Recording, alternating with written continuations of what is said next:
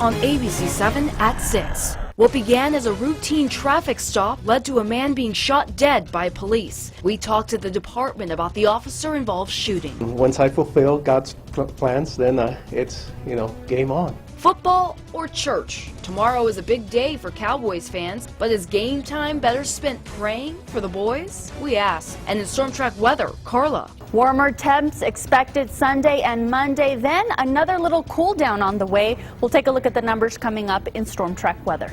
ABC7 at 6 starts now. Live, where news comes first. From the Mesilla Valley and Las Cruces to El Paso and the borderland.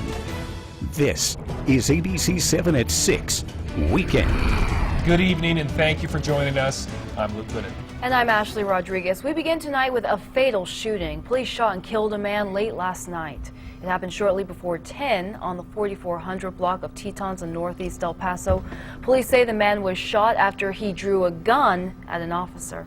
ABC7's Jerry Nahara was there last night, and he's live with the latest developments. Jerry. Luke, Ashley, police are telling us this all started with a routine traffic stop right behind me near the intersection of Dyer and Teton Street. Police say 2 officers and 1 patrol car stopped a gray Dodge sedan for an expired registration sticker.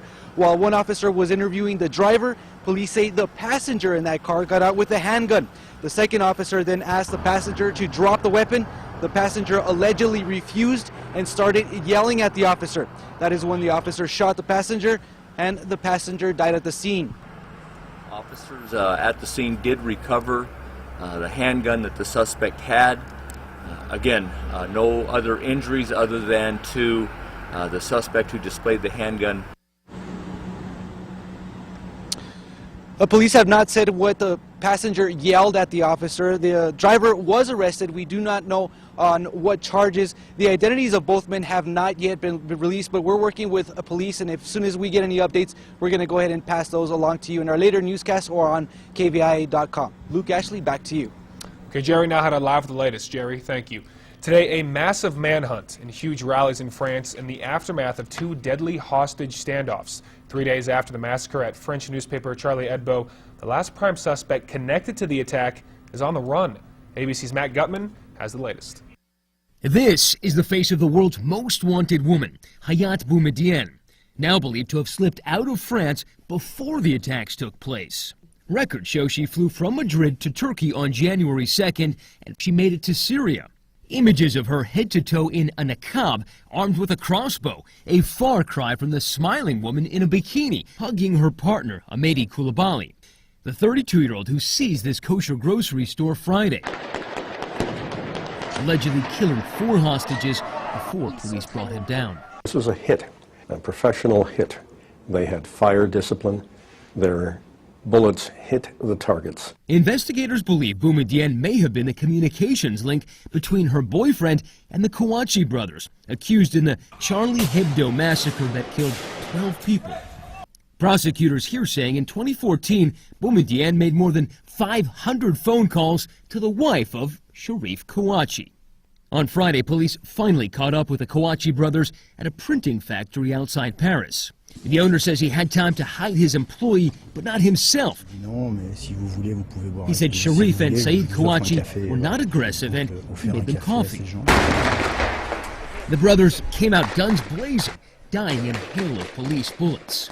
At almost the same time in eastern Paris, their friend Koulibaly making his final stand. On Saturday, hundreds of thousands rallied in Paris and across the country, silent marches to honor the victims. Matt Gutman, ABC News, Paris. Police say they questioned Boumediene in 2010 about her husband's terror ties, but they let her go. All right, to storm track weather now. Let's go ahead and take a look at the city from our ABC7 Mountain Cam. Meteorologist Carla Welga's back. She's in the weather lab with your first forecast. Carla, it was a nice January day, kind of chilly, sunny though. It was, yeah, it was chilly. We did get a little bit more sunshine in there, but we still finished off the day 7 degrees below average here in El Paso. Other spots closer to 10.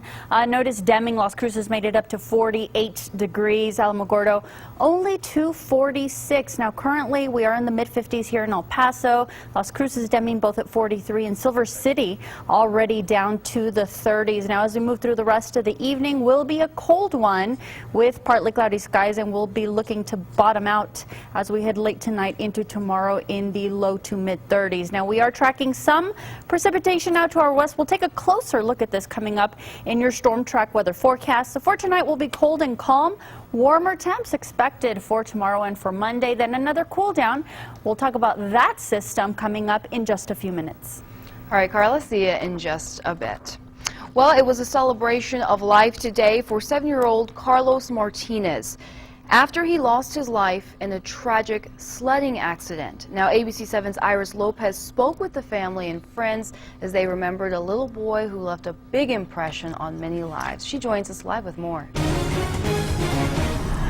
I'll love you forever, I'll like you for always. As long as I'm living, my baby you'll be. Those are words from Carlos's favorite book, a book his mom read to him every night.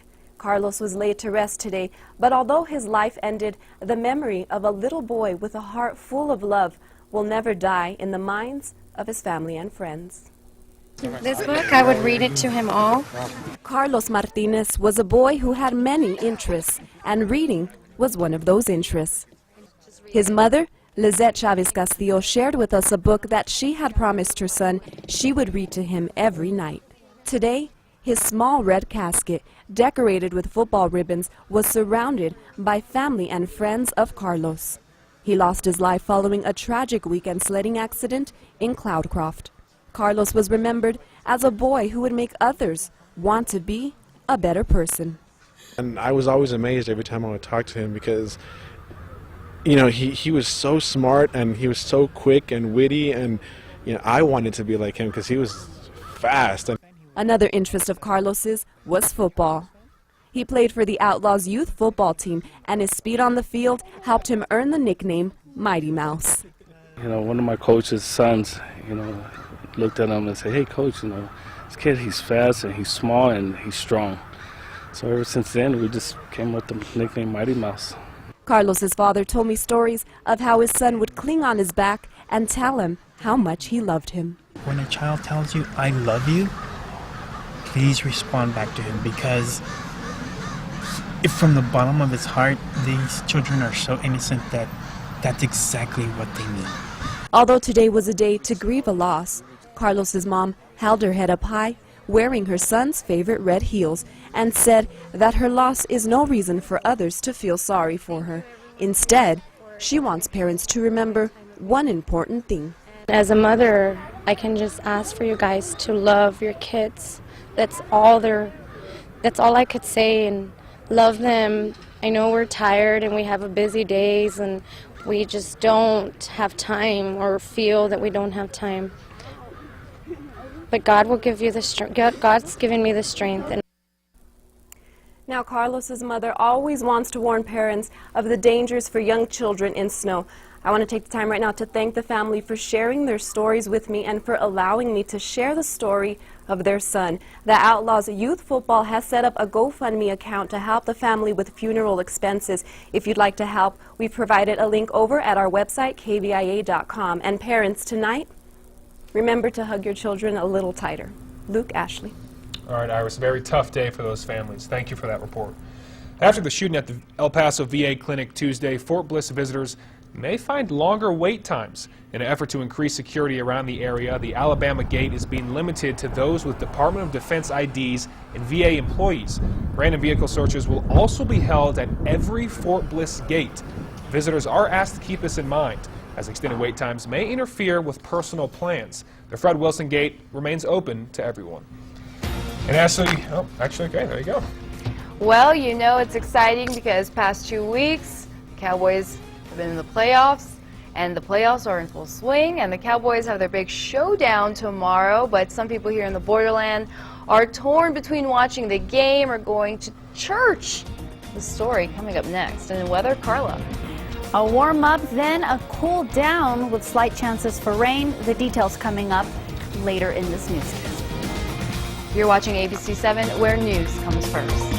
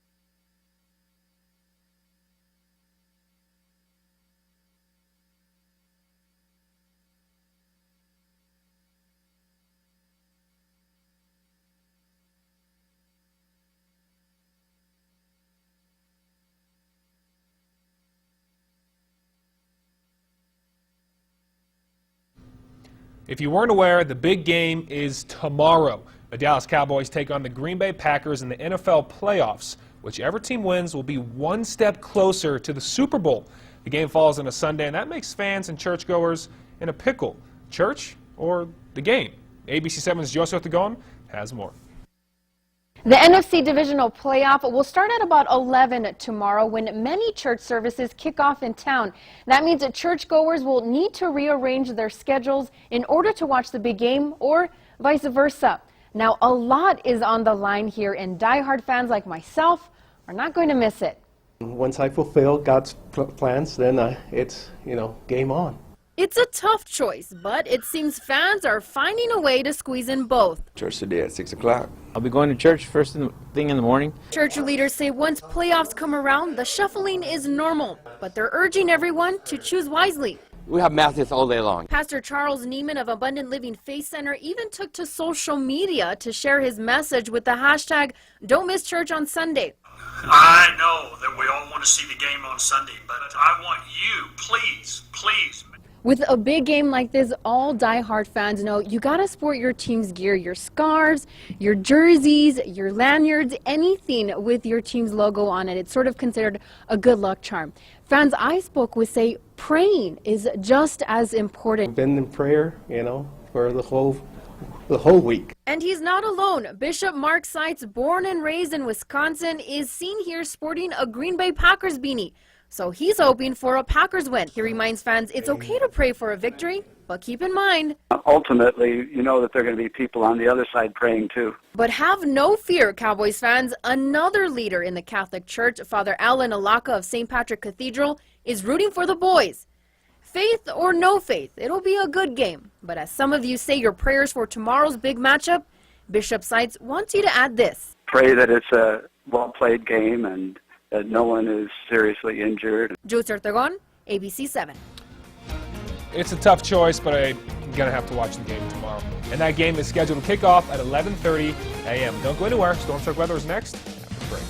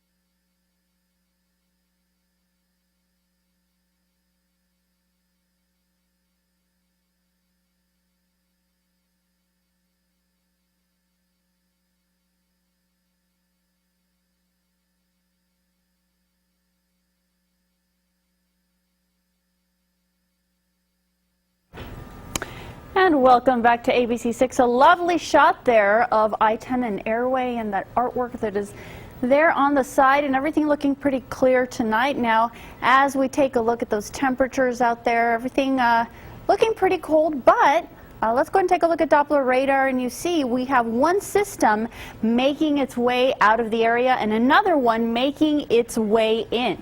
So this first one going to bring slight chances for rain to northeastern portions of the region tonight into tomorrow, and then the second push will bring chances for rain to the forecast to the lowlands on Monday. So in the meantime, everything pretty much out to our west, and it's going to stay this way as we head into the overnight hours and into tomorrow. Notice here we are later on this evening, 7 o'clock, and even into the 9 o'clock hour, everything looking pretty quiet. Everything's still tracking to our north as we get into the overnight hours. Then early tomorrow, there we are at 8 o'clock. Clouds for western portions of the region, but not a whole lot goes on. We'll have some chances for rain, maybe a little rain-snow mix just for our higher elevations.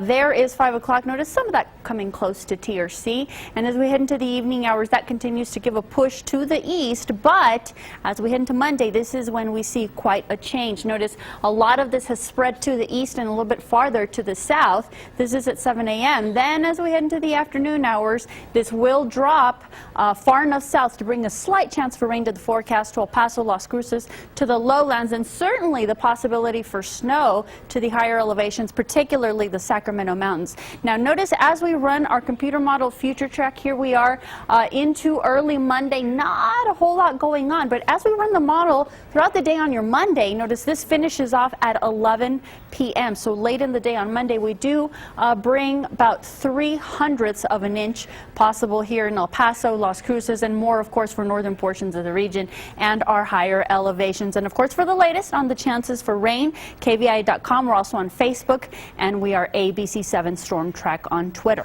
On our ABC7 weather net sites, winds fairly calm, 45 outside the KVIA studios and the Farm and Ranch Museum, 43 at Nolan Richardson. So for tonight, cold temperatures, and notice just a very, very slight chance for rain for far western portions of the region. That's about it as we head to tomorrow. We'll keep the chances for rain west and north still very, very slight. They'll get better as we head into your Monday, as we saw on future track. For tonight, El Paso 33 degrees, calm wind out of the southwest at 5 to 10 miles per hour. For tomorrow, quite the warm-up, 10 degrees warmer than we saw this afternoon with partly cloudy skies. Las Cruces 30 degrees for you tonight. Tomorrow headed up to a warm 58 degrees, pretty seasonal for this time of year. And on your 7-day forecast, 60 for the next couple of days. Will be breezy on Monday. Income, cooler temperature, certainly not as cool as we've seen in the past couple of weeks, but nevertheless a little bit of a cool down. Slight chances for rain lingering into early Wednesday. They die off on Thursday, then our next system bringing in again token chances for rain Friday, Saturday. Warmer by Friday, and take a look, 60s by next weekend. We'll have a look at sports after the break.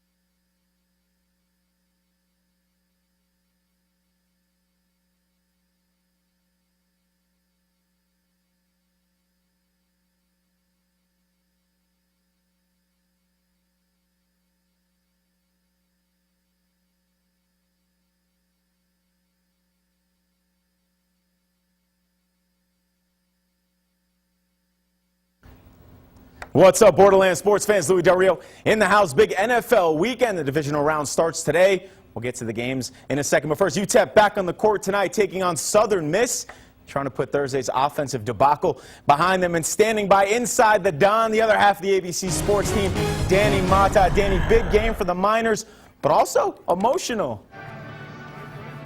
Thanks, Louis. Well, yes, it is an emotional time. Yes, we're all happy to see Doc Sadler back, but hey, there's a ball game to be played, and both these teams need a win, especially Southern Miss. They've lost 5 in a row, every single one of them by double digits, so they need a win in the worst way. Now, Doc says he still roots for UTEP on a regular basis, but he's not rooting for them tonight. He knows if he has any chance of winning, they're going to have to slow down Vince Hunter. Well, he's a premier player in this league.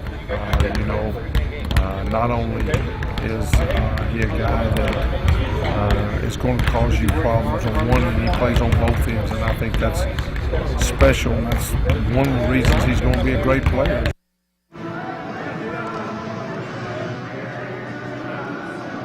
Yes, Vince Hunter is good at basketball. That is my official position.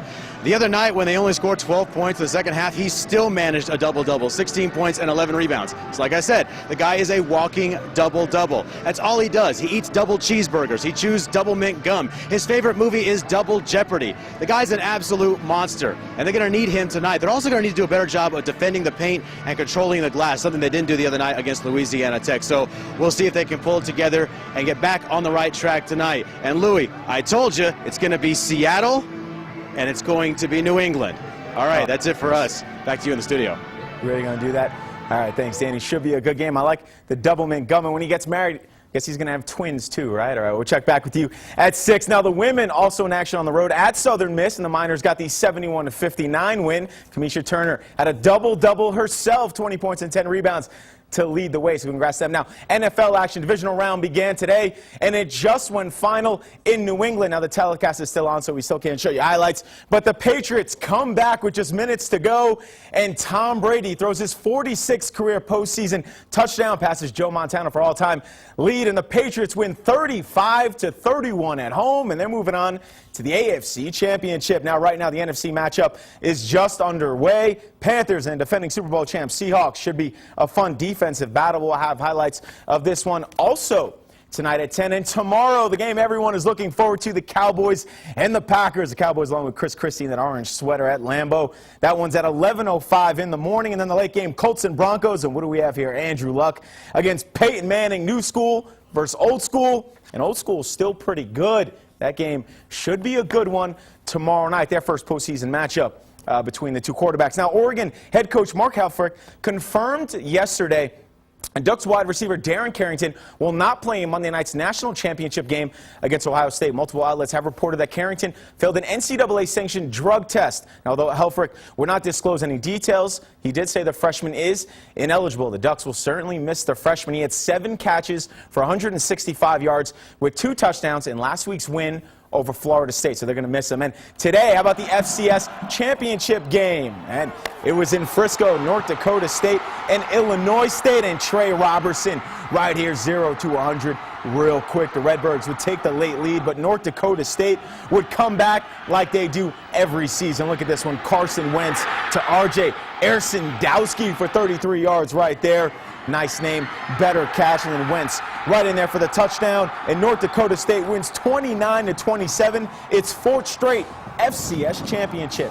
That right there is a dynasty. Now back to the hardwood. NMSU also in action tonight. The Aggies open up WAC play against UMKC in the Lou Henson's Classic. NMSU is 8-9 on the season and riding a 3-game winning streak, looking to continue its conference dominance that it's had over the years. There tonight at home. Tip-off is at 7. We'll have highlights of that one tonight at 10. Now top 25 action. Number 1 team in all the land, Kentucky and College Station against Texas A&M. Now they had one scare against Ole Miss last week. They had another one today. They'd be up 47-41 right there. This one will go to overtime, and then it will go to double overtime with the Wildcats. Well, they know what to do. Trey Lyles right there with the jumper, and then tied at 63 with a minute to go. Tyler Lewis, lights out. The Wildcats one more time survive and win 70-64 and stay undefeated on the season. Another top 25 showdown. Rick Pitino and Roy Williams, two of the best coaches of all time. Already up 10. Wayne Blackshear right there putting the black and blue on the Tar Heels. They're up 13, but the Tar Heels would come back. 29 seconds ago, Bryce Johnson puts it in right there. And then one more time, down one, Marcus Page going glass, and that would close the book on this one. Louisville will get one more chance, but it's not going to go. And UNC wins this one at home 72-71, a big upset. And also, Texas, number 10 team in the land, also was upset today. Getting me excited for March Madness coming up. Yes, absolutely. And a final look at weather? Let's take a look at your 7-day forecast. Close to 60 for the next couple of days, then a cool down and slight chances for rain. That's all the time we have here for ABC 7 at 6. We'll see you back here at 10.